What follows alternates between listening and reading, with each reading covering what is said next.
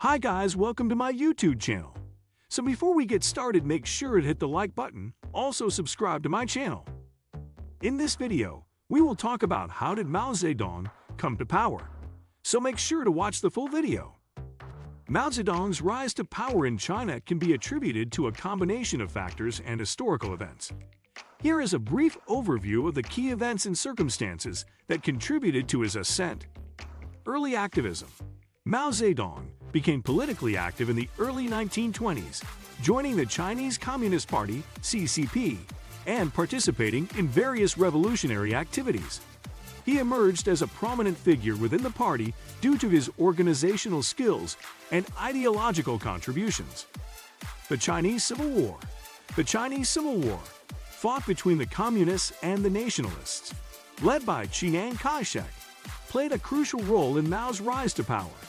Throughout the war, Mao's leadership skills and guerrilla warfare tactics helped the communist forces gain support among the rural population and expand their influence. The Long March. During the Chinese Civil War, Mao led the Red Army on a strategic retreat known as the Long March, 1934 to 1935. This arduous journey covered thousands of kilometers and allowed Mao to consolidate his position within the CCP leadership while gaining popular support. The Second Sino-Japanese War. The outbreak of the Second Sino-Japanese War in 1937 forced the Chinese nationalists and communists to form a temporary alliance to resist the Japanese invasion. The communists, under Mao's leadership, played a significant role in the resistance effort, further boosting their reputation and support among the Chinese population. The Chinese Communist Revolution. After the end of World War II and the defeat of Japan, the Chinese Civil War resumed.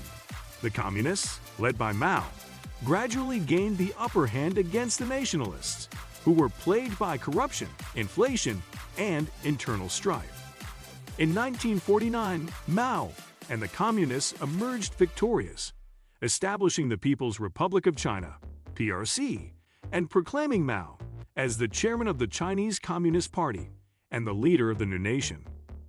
It is important to note that Mao's rise to power was not solely due to his efforts, but also a result of complex historical circumstances, socio-political conditions, and the support he received from the Chinese Communist Party and the population. Once in power, Mao implemented various policies, including the Great Leap Forward and the Cultural Revolution, which had significant and far-reaching impacts on China's history and society. Certainly, here are some additional details on Mao Zedong's rise to power. Yan'an period. During the 1930s and early 1940s, Mao and other communist leaders established their base in Yan'an, a remote region in northern China.